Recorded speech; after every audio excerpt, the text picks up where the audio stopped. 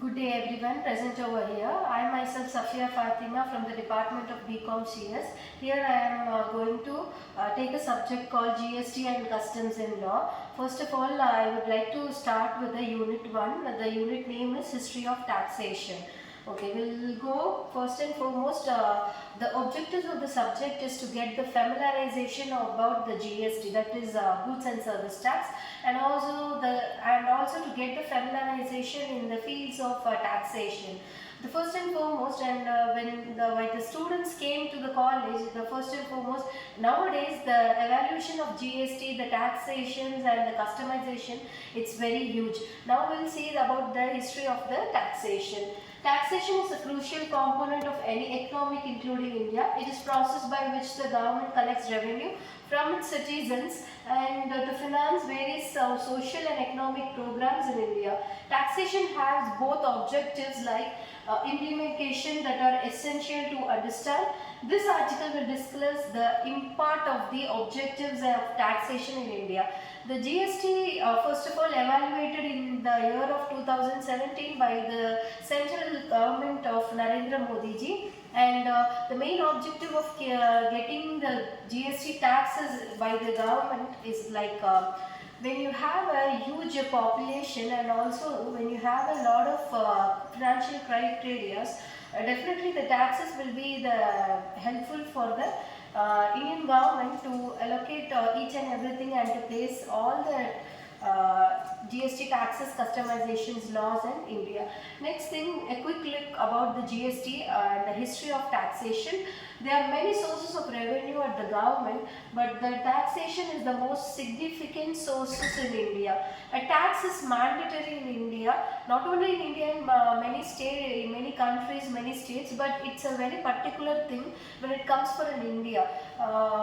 When we have so much of population, I mean the overpopulation, the first and foremost the taxation has to be implicated properly. It has to be paid by all the citizens from India. Only then we can able to cope up with all the crises which we are going to face at the current, and also we are going to face in future. We do have to think about it. And also, a tax is mandatory payment made by the government by individual, any business based on certain well-established rules or criteria. This criteria such as income, earned property, owned capital gains, realized or expenditure, incurred money spent, apply to both domestic and imported goods. When we have to buy the imported goods means when the goods and products are imported from the foreign exchange, the government body has the rights to collect the taxes like GST. There are many taxes like input and excess duties and export and customs duties like. And the next thing we are going to see about the taxation is utilized as an economic policy tool in the modern world.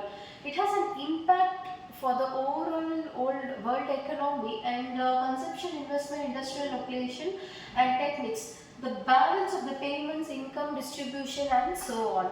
Next we are going to see about the taxation system in India. In India the taxation system is primarily divided into two categories, direct and indirect taxation. For the government people, direct taxation are paid directly by the individuals or by the companies owned by in the India who are liable and eligible to pay, and also to the tax. When it comes for a tax, it is based on the individuals or company's income or profit. The government has to impose its direct taxes on the individuals, Hindu Undivided Family, that is HUF's Association of Persons, Body of Individual and also other countries. The two tax systems evaluated in India is, one is direct taxes and another one is indirect taxation. Next thing we are going to see types of taxes imposed in India. The following taxes, the important points that I have given here. Income tax. Income tax is a direct tax that is forcefully on an individual's income on interest. the earnings. It is calculated on the basis of slab system. Slab system will be changed from period to period, yearly to yearly. The customization, for example, if the tax system is not well versed in the current year, definitely the slab system will be changing in the upcoming year or forthcoming year, where individuals are taxed according to their income range. Individual who earn more than 2.5 lakhs per annum, it's for a whole year, are liable to pay income tax. Income tax is one of the significant sources of revenue for the government. Okay. Next thing we are going to see about the corporate tax. Corporate tax is a direct tax that is levied on company's profit. It is calculated on company's net income after deducting lots of expenses and losses. Companies are taxed at a flat rate of 30%, but it has a very different from the industries. Corporate tax is only meant for the industrialists and only for the companies. Next, we are going to see about the GST, the actual hero of the topic, goods and service tax. Under that, we are going to see about the CGST, Central Goods and Service Tax. It is also evaluated in 2017. It has been introduced in that year. Is an indirect tax that was introduced in 2017, as we have discussed it now. It replaced various indirect taxes like excise duties, VAT, value added tax, and service tax. GST is a consumption based tax system in India, and also it is calculated on the value of goods or services that we are consuming in day to day life. For example, if I want to buy a car for tomorrow, definitely as an Indian citizen I have to pay the tax according to the slab value. So GST is divided into two categories. One is central GST, another one is state GST. When all the state GSTs will not be applicable for the central GST, and all the central GST will not be applicable for the state GST. The main objective of the subject is GST has the customization. For example, if the tax rate is applicable in Jammu and Kashmir, the same tax will not be applicable for the Tamil Nadu. Why? Because the climatic change, the psychological behavior, and the people who are consuming in that state, it is a very important and mandatory thing. According to the people, customize the taxes and laws. Okay. Next thing we are going to see about the excise duty. Excise duty is an indirect tax that is levied on the goods produced or manufactured within the country. It is collected by the central government and calculated on the production value of the goods. Excise duty is applicable to all the goods except alcohol, tobacco, and petroleum products.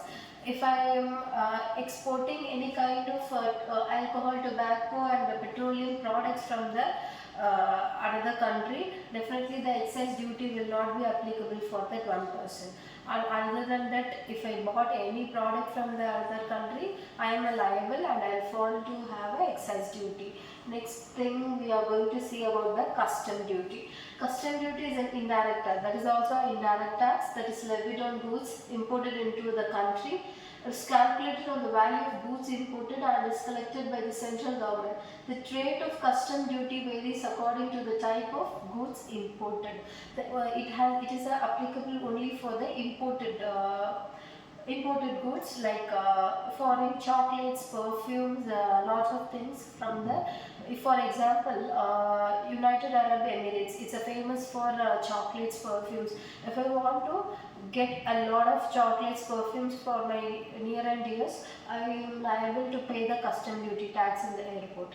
And next thing we are objective of taxation in India. Why the India has taxation? The main aim of the getting tax in India is the following things. The main objective of taxation in India is to finance government's expenditure on public goods and services such as education, health, infrastructure, and defense. Next thing is taxation provides the government with the necessary resources to undertake the development progress programs, which in turn promote economic. To promote the economic growth, the government needs tax. So the taxation of India is majorly famous here. And next one is economic development. To develop the economic, we need a tax. Non-tax objective, price stability, balance of payment problems are reduced. The balance of payment problem, we have so much of economical crisis in our country. For that we need to collect a tax. Full employment, redistributing income, controlling inflation, encouraging investment. Next thing we are going to see about implications of taxation in India. First one is horizontal equity, second one is ability to pay principal, and the third one is stability, clarity, tax burden, compliance cost, tax evasion, and the last one is economic efficiency. Next one, I have given a classification of direct tax and indirect tax on the basis of comparison.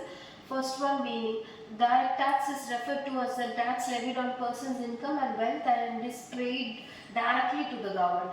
It is a direct between the customers, the public and to the government. No in between, the intermediaries are allowed here and fall from for the direct tax. When it comes for an indirect tax, we have indirect tax is referred to as the tax levied on a person who consume the goods and services and is paid indirectly to the government. Indirectly to the government in the sense of, if I am buying a vehicle or a gold jewelries, definitely certain amount, certain tax has to be paid.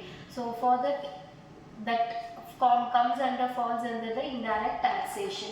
Next thing, the nature. The nature is a progressive type. Next one is, from the indirect taxation we have regressive nature. The incidence and impact falls on the same person, falls on the different person. When we are talking about the falls on the same person, it is a compulsory thing for all the person in our country. And when it says for the indirect taxation, it falls from the different person according to their income and slab values. And next thing is tax base, income or wealth of the assessee. Next one is indirect taxation. It comes under purchase, sale, manufacture of goods and provisions of services. Okay. Next thing we are going to see about the division, the divided of the indirect and direct taxation. Direct taxation are an income and indirect taxation are levied on goods and services. Example of direct taxes include income tax. Direct taxes fall under the income tax and indirect taxes include goods and service like GST. So next thing we are going to see about the types of taxes. As we have seen many things about direct and indirect taxes. Direct tax, after direct tax we have two categorized. One is income tax, next one is tax on undisclosed foreign income and assets. If we are buying from the foreign authority, then definitely it comes under the direct taxes. Next one is indirect taxes. Indirect taxes we have two categorized. One is goods and service tax and next one is custom duty. Okay, next thing is we have again the slab values and other tax, indirect taxes. First one is under indirect tax, income tax, securities transaction tax, wealth tax, gift tax, corporate tax, CGT, that is capital gain tax. All these features comes under the direct taxes. Next one is indirect tax. We have indirect taxes under GST, sales tax, custom duty, VAT, that is value added tax, and octroi tax, service tax. Apart from the direct and indirect taxes, we have other taxes. Entertainment tax, professional tax, property tax, education fees, registration fees, and next one is toll tax. Next thing is we are going to see about what are the advantages and disadvantages of different taxes in India. When we are talking about so much of taxes when it comes for in India, definitely the disadvantages part will be the very huge thing. Pros and cons of direct taxes. First of all, pros. Pros is no or lower tax for lower earning individuals. After the direct payment, reducing the potential risk. Next one is remains unaffected by the spending habit.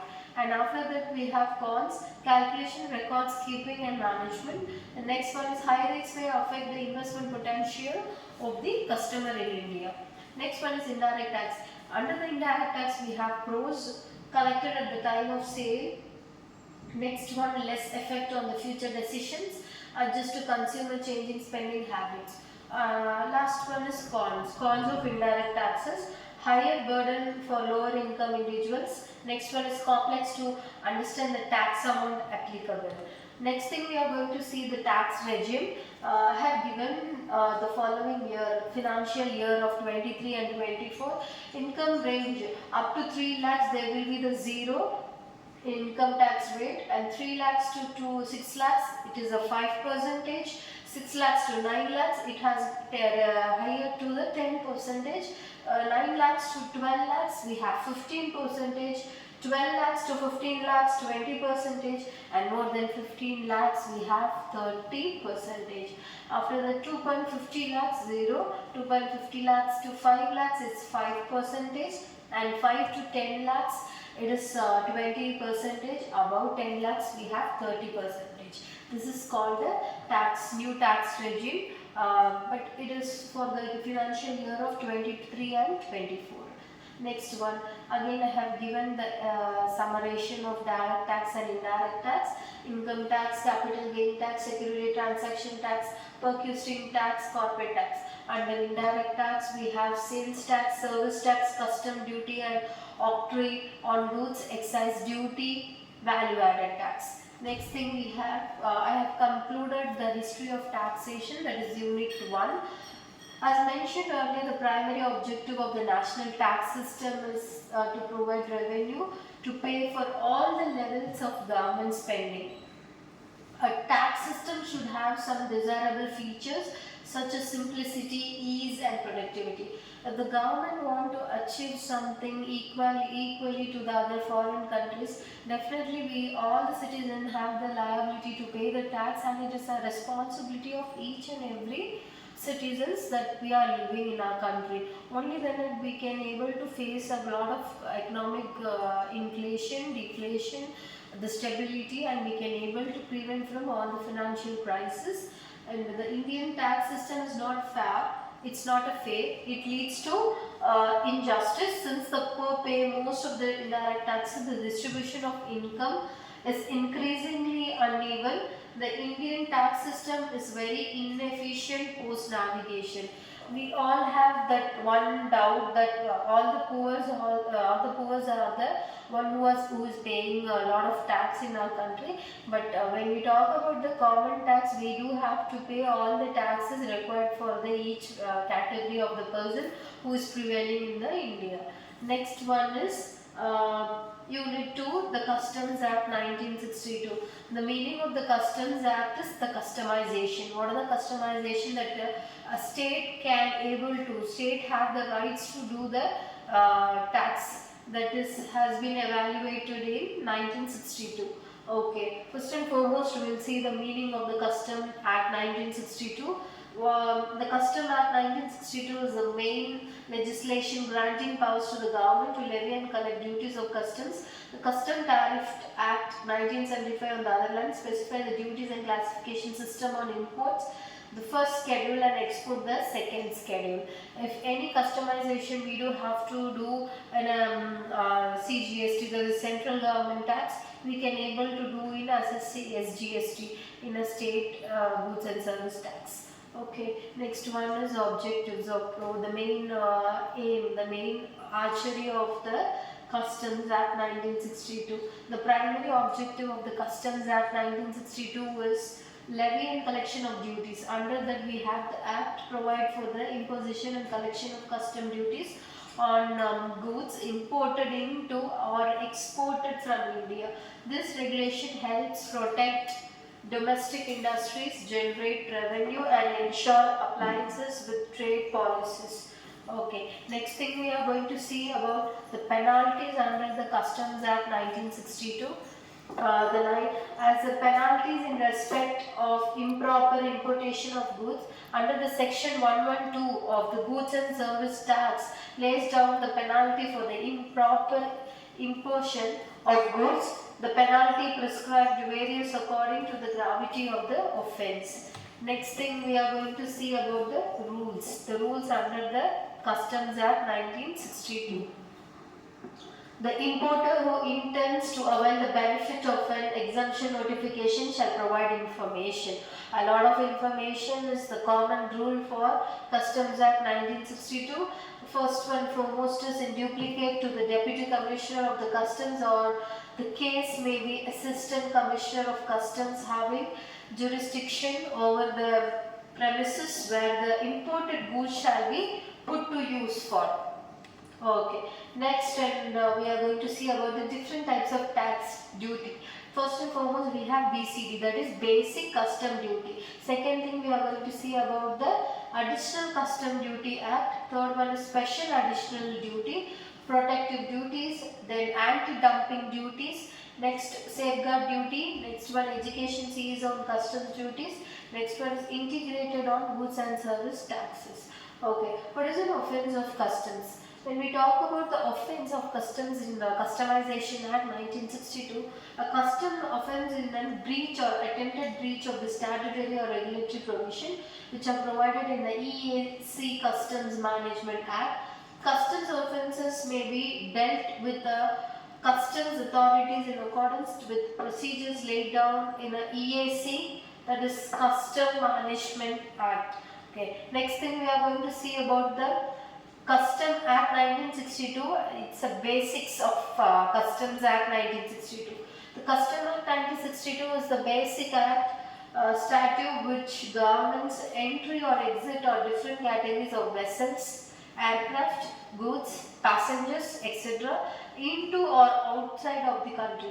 The act extends to the whole of the India. What are the prohibited goods under Customs Act, which has not this mandatory thing, which is not applicable under the Customization Act 1962?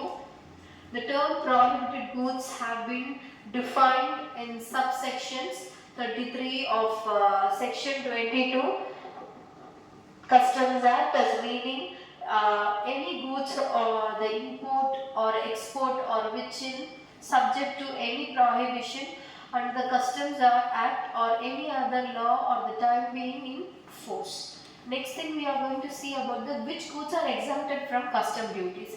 There are few goods and services which are exempted under the custom duties are the types of input duty exemption. The first one I have given the types of exemption. Next, the product example. Goods for charitable organization. When we talk about the charitable organization, definitely the medical supplies, example vaccines, lots of syringes will come and fall under the product example. And the sample of negligible value, fabric swatches for a fashion designer, fabrics, it all comes under the fabrics of negligible value. Next one is personal effect, personal clothing and book for a student relocating abroad. Okay. Who is the proper officer in Customs Act 1962?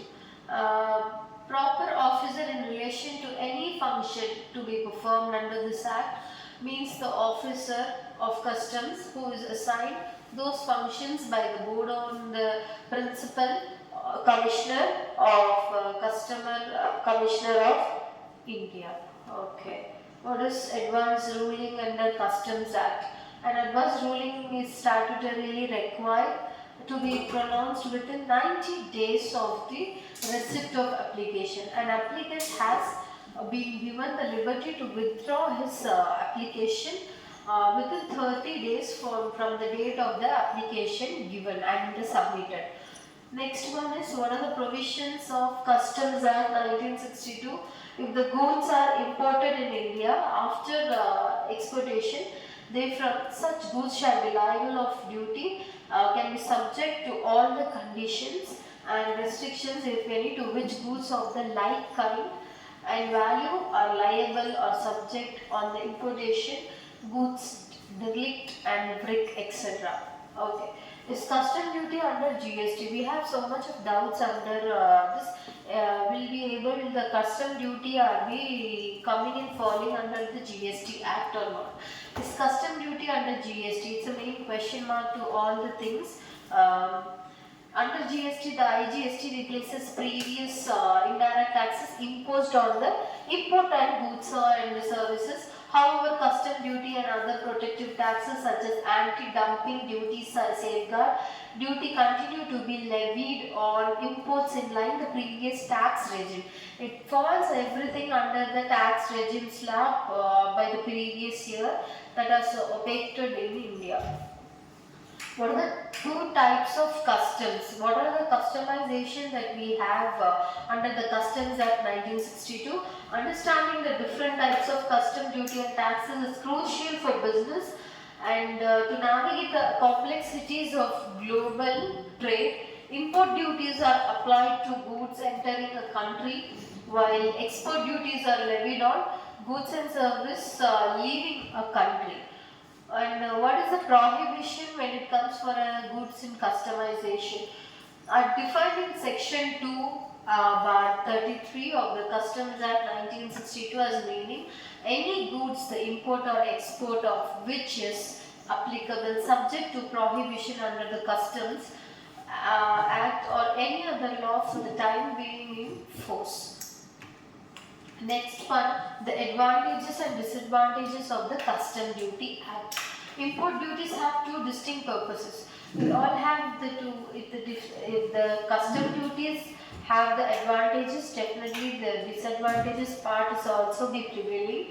Raises income for the local government and give a market advantage to locally grown or produced goods that are not subject to import duties. A third related goal is sometimes to personalize a particular nation by charging high import duties on its products. Okay. Next one is law relating to the Custom Act 1962. The Custom Act 1962 is the main important objective of the goods and service tax. Granting powers to the government to levy and collect duties of customs. The custom tariffs 1975 in the year on the other hand specify the duties and classification system on imports. The first schedule and support the first schedule. Next one is the conclusion. We have came to the conclusion part of the Unit 2 Customization Act 1962. It is considered to be an indirect taxation. Obviously, custom duties is Customization Act comes under the indirect taxation. There is a tax on the goods that is, and it is not a tax on the person having or owning the goods. The charge of tax is attached to the goods. Obviously, the individual has not liable to pay the goods and service tax. The charge of tax has been attached automatically to the product or goods and services. Okay, next thing we have came here to the introduction part of the GST. GST, that is mean the goods and service tax. It is a tax, indirect tax imposed on the supply of goods and services. It is multi-stage dissemination oriented tax imposed on every value addition replacing multiple indirect taxes including VAT, excise duties, service taxes and etc. Next thing we are going to see the exact meaning of the GST. The exact meaning would be it is a type that tax levied on most goods and services sold, sell for domestic consumption. In many countries, it is paid by the consumers and remitted to the payable government by the businesses selling the goods and services. This is I have given the extreme elaboration diagrammatic form for the GST. The tax has been the 10% and after that we have the dollar of goods and services. Next thing we have the main element for the ice cream. The value added tax levied on most goods and services which are elaborated for the concerned particular product which has been as services sold for domestic consumption. Next thing we are going to see about the introduction of the GST. The GST has a burden and compliance is taxpayer east tax administration for the government. One of the primary objective of the GST is to previously due to the different indirect tax law, taxpayer could not set off the tax credit of one tax against the other. Next thing I have given the structure of indirect tax before GST. First and foremost, buying raw materials, Next one, it has VAT. Next thing, manufacture. It comes for the final sale to the consumer. In between, we have VAT plus excise duties, and it is going to the sale to wholesaler or warehousing. Next, final sale to consumer, it is we have to pay the VAT. Next, it is going into the hands of sale to trade, sale to retailer. Next one, what is GST and its role? GST, goods and service tax, is an indirect tax imposed on the supply of goods and services. That is a multi-stage destination oriented tax imposed on every value addition, replacing multiple indirect taxes including VAT, excise duties, service taxes, etc. Next one, what are the objective? The main objective of the GST is to bring the entire country under a single tax regime slab.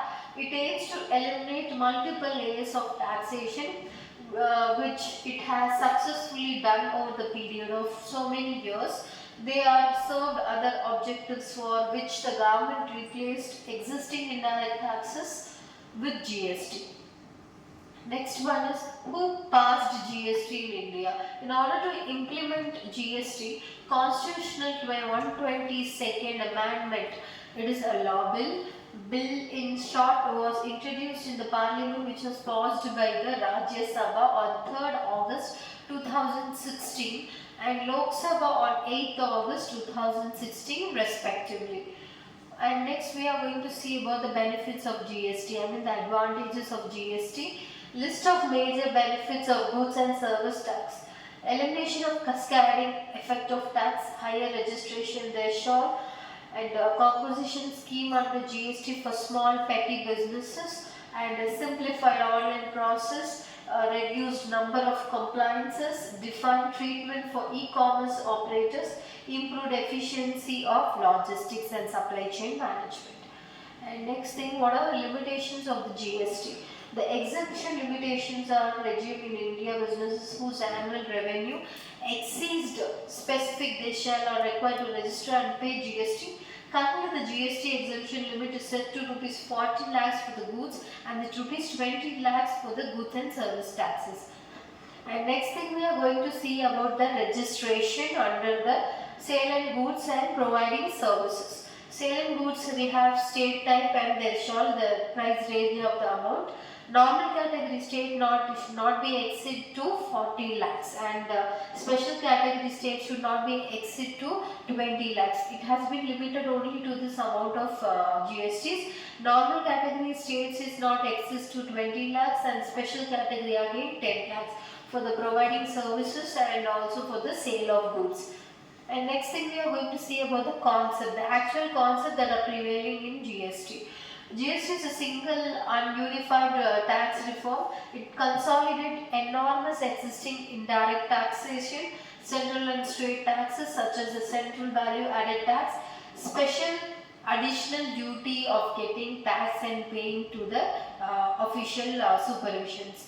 Introduction of GST. GST is one of the indirect tax for the whole nation. It is a compulsory and it is a common for all the taxpayers who are prevailing in our country, only to attract the things, goods of services, and make India one unified common market. To get unified, to get togetherness, we have the GST.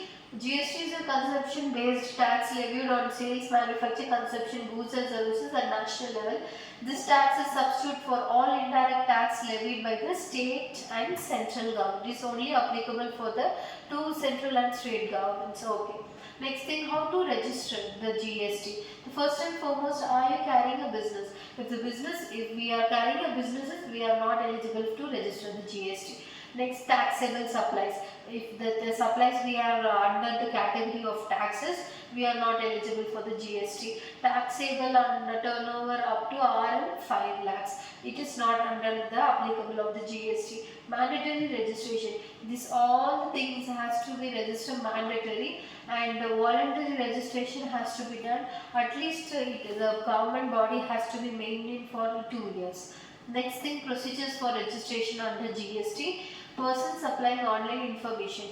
The online portal, we have so much of things provided by the lot of GST regimes customization act under the 1962. Next thing, we have to get the form from GST officer.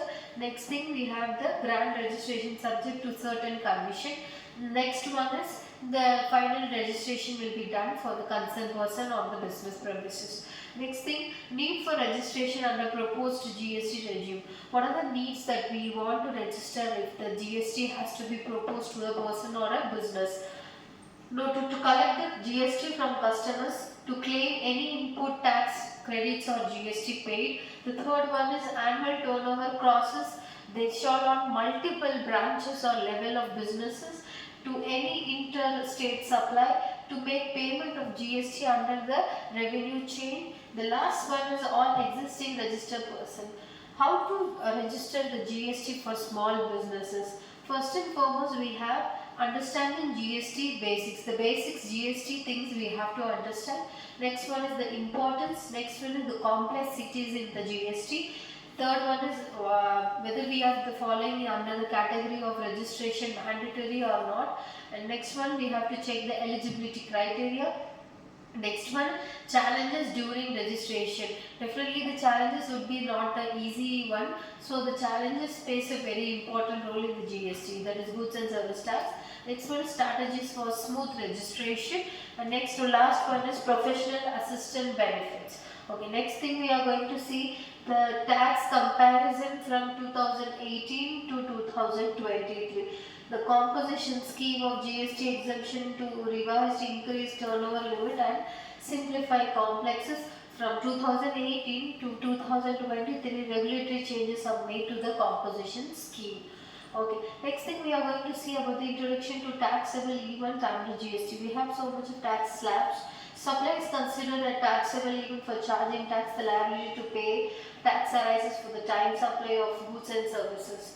And GST is supply of goods and service or both. Various taxable events like manufacture, sale, rendering of services, purchases, entry into a territory or state have been done away within a favor of just one event.